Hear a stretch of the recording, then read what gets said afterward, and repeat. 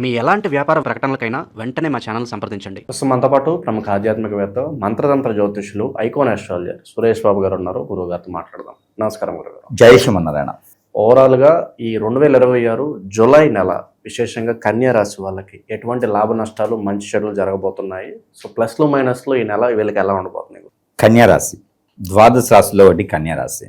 అందులో జూలై మాసం 2020 సంవత్సరం జూన్ 2వ తారీఖున గురువు మారున్నారు. అందరికీ తెలిసిన విషయాలే.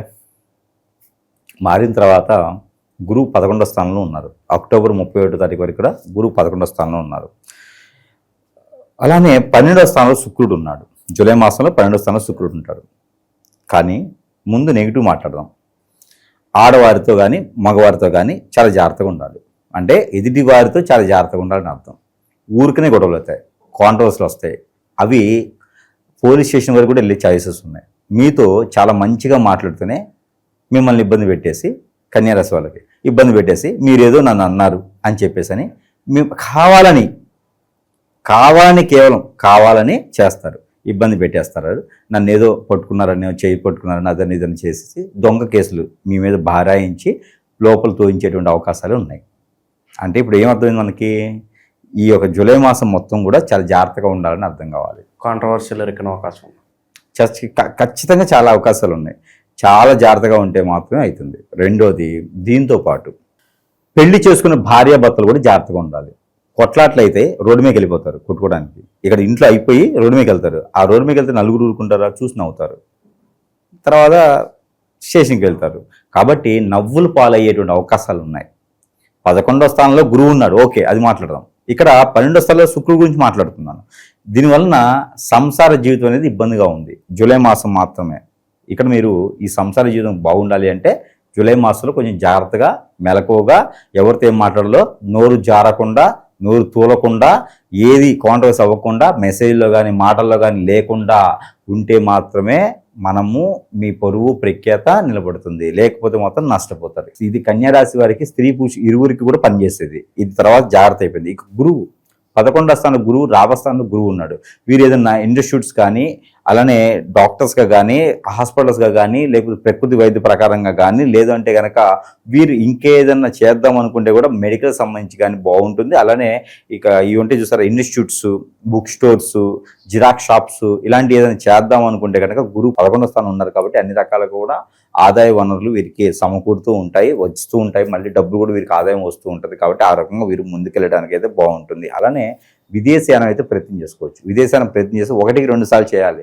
పాస్ అవుతారా, ఫెయిల్ అవుతారా తర్వాత 1-2 సార్లు ప్రయత్నం చేసి జూలై 17 తారీఖు తర్వాత ప్రయత్నం చేసి విదేశాన్ని వెళ్ళేదానికి కూడా ఎక్కువ అవకాశాల మీద మాకు కనిపిస్తూ ఉంది. దీంతో పాటు ఆరోగ్య సమస్యలు, వీరికి బ్యాక్ పెయిన్, షోల్డర్ పెయిన్, చిన్న హార్మోన్ ఇంబ్యాలెన్స్ అయితే బాగా కనిపిస్తుంది. దాని దగ్గర ప్రికాషన్ తీసుకుంటే జూలై మాసంలో తీసుకునే ప్రికాషన్ చాలా గొప్పగా ఉంటుంది.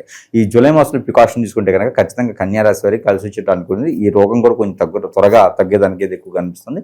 వీరికి ఉన్నటువంటి ఆలోచన కావచ్చు, వ్యక్తిత్వం కావచ్చు, మైండ్ తత్వం కావచ్చు, వీరంతా కూడా రాజకీయ నాయకులు కూడా సలహాలు ఇవ్వగలటువంటి పరిస్థితుల్లో ఎక్కువ మంది కనిపిస్తూ ఉంటారు. అలానే పెట్టుబడులు అనేటువంటి వ్యాపారాలు ఎక్కువ మంది చేస్తూ ఉంటారు. అలాంటి వారికి నరదిష్టి, నరకోశ, శత్రుభయం, శత్రుపీడ, ఆరోగ్య సమస్యలు, ఆర్థిక సమస్యలు ఇవన్నీ కూడా తలెత్తుతూ ఉంటాయి. వీరికి డబ్బులు, చేతిలో డబ్బులు ఉండవు. వీరికి ఎప్పుడు కూడా ఎంత వచ్చినా సరే, 2 రూపాయలు వచ్చినా 2.5 ఖర్చు ఉంటుంది. కానీ జేబులో డబ్బులు ఎప్పుడు ఉండవు వీక్ను. ఇవన్నీ కూడా చూసుకొని ముందుకు వెళ్తూ ఉంటే చాలా జాగ్రత్తగా ఉంటే అవుతుంది. టర్నింగ్ పాయింట్ ఏమైనా ఉంటుందంటారా? అంటే చాలా వరకు నెగిటివ్ ప్రభావాలు కనిపిస్తుంది. పర్వాలేదు, ఈ విషయాల్లో వీళ్ళు ముందుకు వెళ్ళొచ్చు అనే విశేషాలు ఏమైనా ఉన్నాయా? వీరు చేసేటువంటి వృత్తిలో కావచ్చు, ఏదైనా పనిలో కావచ్చు, రంగంలో కావచ్చు, ముందుకు వెళ్ళాలంటే మాత్రం ఖచ్చితంగా జూలై మాసంలో ముందుకెళ్ళేదానికి ఇది ఎక్కువగా కనబడుతుంది. కాబట్టి ఆ మేర ప్రయత్నం అయితే చేయొచ్చు. ఏ రంగంలో ఉన్నా కూడా రాణిస్తారు. కన్యారాశికి పలానా రంగం అనేది లేదండి. ఏ రంగంలో ఉన్నా కూడా ఖచ్చితంగా రాణించడానికి ఎక్కువ అవకాశాలు ఉన్నాయి. కాబట్టి ఆ విధంగా ముందుకెళ్ళొచ్చు. ఇన్వెస్ట్మెంట్స్ పరంగా సలహాలు, సూచనలు ఏమైనా ఇస్తారు వీళ్ళకి? కన్యారాశి వారికి జూలై మాసంలో ఇన్వెస్ట్మెంట్ ఎందులో కూడా చేయకపోవడానికి అంత పెద్దగా నష్టపోయేదానికి కనిపిస్తుంది. కాబట్టి తెలియని వాటిలో పెద్దగా పెట్టుబడి పెట్టకూడదు. తెలిసిన వాటిలో పెట్టుబడి పెట్టుకుంటే సరే, కానీ ఎవరినో నమ్మి పెట్టుబడి పెట్టారని మాత్రం ఖచ్చితంగా ఇచ్చేదానికి రూపాయి ఉంటుంది, పంచేదానికి రూపాయి కూడా ఉండదు. చిల్లిగా కూడా రాదు వీళ్ళకి. కాబట్టి ఎప్పుడైనా సరే ఎదుటి వాళ్ళు ఉన్నారు, నమ్మారు, ఇష్టపోయింది, లేదా ఎదుటి వారికి డబ్బులు ఇవ్వడం ఎక్కడికి పోవాలని చెప్పేసి కన్యారాశి వారు ఎవరికైనా డబ్బులు ఇచ్చారంటే మాత్రం అది తిరిగి రావు. ఖచ్చితంగా శత్రువులు అవుతారు. కాబట్టి డబ్బులు ఇవ్వకండి, తిరిగి రాకుండా ఉండకండి, మీరు ఒకరిని అడిగి అప్పు తీయకండి. మీ దగ్గర ఉన్న వాటిల్లో చేసుకుంటే చాలా బాగా ముందుకెళ్ళడానికైతే ఈ యొక్క బ్యాంక్ కూడా వీరికి, బ్యాంకింగ్ సెక్టర్ కూడా వీరికి అద్భుతంగా ఉంటుంది కదా, ఆ రకంగా ముందుకెళ్ళొచ్చు. ఏదైనా ఎగ్జామ్స్ రాసి పోటీ పరీక్షలో ఉంటే కూడా అది కూడా బాగానే ఉంటుంది, వీరికి మార్కులు రావచ్చు కూడా ప్రయత్నం చేస్తే. కోర్టు కేసులు కావచ్చు, ఇక ఈ భూ కబ్జాలకు గురైన వాళ్ళు కాస్త ఈ పోలీస్ స్టేషన్లు, కోర్టులు ఎన్నాళ్ళు ఇంకా మాకు మంచి రోజులు ఎప్పుడు వస్తాయని వెయిట్ చేస్తుంటారు. ఆగస్టు 15th వరకు ఆగాల్సింది. ఆగస్టు 15 తర్వాత అక్టోబర్ 31 లోపున కోర్టులో జరిగిన విషయాలు కానీ, ఫైనాన్స్ సంబంధించిన విషయాలు కానీ, లేకపోతే ఇంకేదైనా సమస్యలు ఉన్నా కూడా ఆగస్టు 15 తర్వాత వీరు ప్రయత్నం చేస్తే కనుక కోర్టులో ఉన్న విషయాలు కూడా బయటకు వచ్చేలా కనపడతా ఉన్నాయి. కాబట్టి ఆ విధంగా ప్రయత్నం చేసుకోవచ్చు. గురుగారికి నరఘోష, నరదృష్టి ప్రభావం, శత్రువులు ఎక్కువగా ఉన్నారు, మా భార్య మీదో భర్త మీదో ఏదో చెడు క్రియలు చేయించారు గురుగారు, అష్టదిగ్బంధనం అయిపోయాం, ఏ పని చేద్దామన్నా కూడా అంతగా కలిసి రావట్లేదు, మరి ఏం చేయాలనేది చాలా మంది ప్రశ్న. ఇది కన్యా రాశులకు ఒక్కరికే సమస్య కాదండి, యావత్ ప్రపంచంలో ఏ రాశి వరకు ఉన్నటువంటి సమస్య ఏంటంటే మన ఓర్పు కానీ, మన సహనం కానీ, మన ప్రేమ, అభిమానం, ఆప్యాయత, మన గుణము, వ్యక్తిత్వం ఇవన్నీ తట్టుకోలేక మనకు వచ్చేటువంటి పేరు ఏదైతే అది చూడలేక ప్రతి ఒక్కరు కూడా చేయించేది ఏంటంటే హిప్నటిజం, బ్లాక్ మ్యాజిక్, వశీకరణ, బాగముఖి, భానుమతి యక్షిని అష్టదిగ్బంధనం చేసేస్తారు. ఈ అష్టదిగ్బంధనం చేయడం ద్వారా ఏమైందంటే అనుకున్న పని ముందుకెళ్దు, అనుకున్న దైవం దగ్గర గుడికి వెళ్ళలేరు, ఏ పని కూడా ఆ పని వెనకడుగు వేస్తూ వెనకడిపి అవుతూ ఉంటుంది. ఇలాంటి చాలా రకాల సమస్యలు ఉంటాయి. కన్యారాశి వారికి పితృదోషాలు ఉంటాయి, కాలసర్ప దోషం ఉంటుంది, నాగదోషం ఉంటుంది, కుజదోషం ఉంటుంది. ఇవన్నీ కూడా చిన్నగా వస్తూ ఉంటాయి. ఇవన్నీ కూడా పటాబంజీలైపోవాలి. మొదటగా ఇవన్నీ కూడా పటాబంజీలైపోతేనే మనకు ఉన్నటువంటి స్థాయికి వెళ్ళేలా ఉంటుంది. కాబట్టి ఎన్నో రకాల గ్రహాల యొక్క స్థితిగతులు మారుతూ ఉంటాయి. 11వ స్థానంలో ఉన్నటువంటి గురువు కావచ్చు, స్వస్థానంలో ఉన్నటువంటి స్వస్థానంలో ఉన్నటువంటి కేతుతో పాటు శుక్రుడు కావచ్చు, వీరందరూ కూడా మంచి యోగ్యత లేదు. కాకపోతే వీరు పెళ్లి చేసుకోవడానికి అయితే బాగానే ఉంటుందండి, పెళ్లి చేసుకోవచ్చు. 11వ స్థానం ఉన్నాడు కాబట్టి పెళ్లి చేసుకోవచ్చు. 12వ స్థానం వచ్చిన తర్వాత అసలు అవ్వదు పెళ్లి. కాబట్టి ఎవరికైనా లవ్ మ్యారేజ్ ఉంది, ఎరేంజ్ మ్యారేజ్ ఉంది, ఇంకా చేసుకుంటున్నాను చూస్తున్నాను అంటే కూడా ఎక్కడైనా ఉన్నారు అంటే కనుక అబ్బాయినైనా అమ్మాయినా సరే చేసుకోవాలి. అబ్బాయిలైతే అబ్బాయిల్ని, అబ్బాయిలైతే అమ్మాయిల్ని, అమ్మాయిలైతే అబ్బాయిల్ని ఖచ్చితంగా పెళ్లి చేసుకుంటే వారికి జీవితంలో అంత అద్భుతంగా ఉండేది. అత్తవారింటి తర్వాత వారికే పెత్తనం అవుతుంది. ఇది ఒకటి అదృష్టం ఉంది. కాబట్టి ఖచ్చితంగా పెళ్లి అనేది వీరు ఎప్పుడైనా చేసుకుంటే మంచిది. అక్టోబర్ నుంచి మనం క్యాలిక్యులేషన్ చేస్తే నవంబర్ అని పెళ్లి చేసుకుంటే చాలా అద్భుతంగా ఉంటుంది. వీళ్ళకి పరిహారాల పరంగా, మరి దైవానుగ్రహం పరంగా ఎటువంటి పరిహారాలు చేస్తే బాగుంటుంది? పరిహారాల కన్నా కూడా కన్యారాశి వారికి ముందుగా వీరికి చెప్పుకోవాల్సిందంటే ముందు శత్రుభయం ఎక్కువ ఉంటుంది. కనపడినటువంటి శత్రువులని వీరు ఎదుర్కొంటూనే ఉంటారు ప్రతినిత్యం కూడా. డబ్బులు ఇచ్చినంత వరకు బాగానే ఉంటుంది, సహాయం చేసినంత బాగానే ఉంటుంది, తర్వాత మన ముఖం కూడా చూడరు.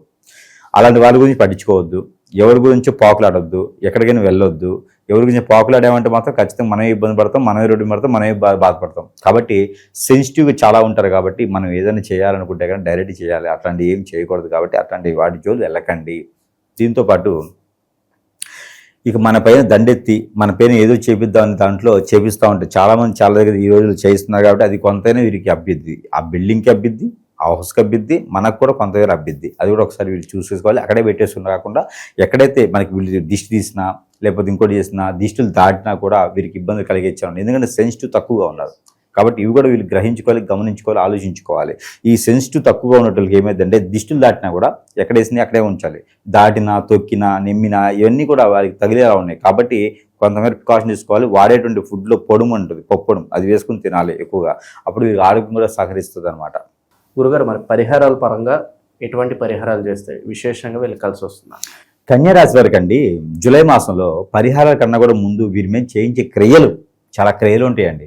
మన చుట్టూతోనే ఉండి వాళ్ళని గొయ్యి తీశారంటే బంధుమిత్రులు, స్నేహితులు, సేవిబ్లాస్టులు, కొలీగ్స్, తెలిసిన వారు, వీరి తప్పితే ఎవరు తీరారు. మన గురించి వేరే వాళ్ళకి ఎవరు తెలుసు? వీరే మన గొంతులో ఊపిరి తీసేస్తారు. కాబట్టి వారి మీద చెడు క్రియ జరిగిందని చూసుకోవాలి. ఎక్కడైనా సమీపంలో గురువు లేకపోతే సంప్రదించాలి. స్క్రీన్ మీద కనిపించే నెంబర్కి సంప్రదిస్తే నిజంగానే వారి సమస్య ఏంటి, ఆ సమస్యకి మార్గం మన దగ్గర ఉందా అని వెతికి మార్గం ఉంటేనే మనం టచ్లో ఉండేదానికి, మార్గం ఉంటేనే మనం చేసేదానికైతే ఉంటుంది.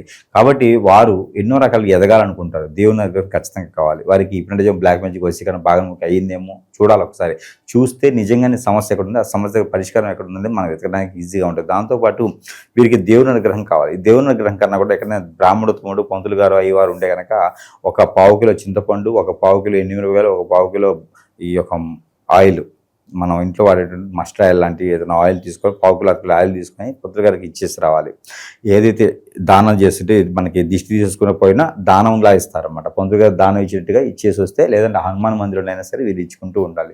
అలా చేసినట్టయితే వీరికి ఎన్నో రకాల సమస్యలకి అయితే కొంతమేర ఉపశమనం లభ్యపడుతూ ఉంది. ఇంకా లేదంటే కనుక ఖచ్చితంగా సంప్రదించాల్సిందే. ఇక దేవుని అనుగ్రహం వీరికైతే దక్షిణామూర్తికి అభిషేకం కానీ, శివాలయం అభిషేకం కానీ, అలానే విష్ణు ఆలయంలో పాలు, పాలతో కలిపినటువంటి కుంకుమ పువ్వు, అందులో తేనె వేసేసి నైవేద్యం పెట్టేసి రావాలి. అలానే వీరికి కలిసి వచ్చేటువంటి వారం అయితే మంగళవారం, శనివారం, ఈ 2 వారాలు వీరికి అద్భుతం కలిసి వస్తుంది. వీరికి కలిసి వచ్చే నెంబర్ అయితే కనుక 5, 6 వీరికి అద్భుతం కలిసి వస్తుంది. మరొక నెంబర్ అయితే 4 కూడా వీరికి బాగుంటుంది. దాంతోపాటు వీరికి కలిసి వచ్చేటువంటి కలర్ వచ్చేసి black and white and green and red, ఈ 4 కలర్స్ అయితే వీరికి అద్భుతం కలిసి వస్తూ ఉంటాయి. ఇక వీరికి దత్తాత్రేయ స్వామివారికి అభిషేకం చేసుకుని, సుబ్రహ్మణ్య స్వామికి అభిషేకం చేసుకుని, వినాయక స్వామివారికి ఈ యొక్క గరిక బెల్లం పెట్టేసి 119 గుంజీళ్ళు తీయడం లాంటివి చేసుకుంటూ ఉండాలి. ఇలాగా చిన్న చిన్న పరిహారాలు చేసుకోవడం ద్వారా కూడా ఖచ్చితంగా అదృశ్యవంతులు అయ్యేదానికి ప్రయత్నం మాత్రం చేసుకోవచ్చు. ఇంకా సివియర్గా ఉన్న సమస్య అనుకుంటే కనుక సంప్రదిస్తే వారికి ఉన్న సమస్యకు పరిష్కార మార్గం చూపించే విధంగా అయితే మాత్రం మనం కనిపిస్తుంది. మంచి విశ్లేషణ అందించారు. ధన్యవాదాలు.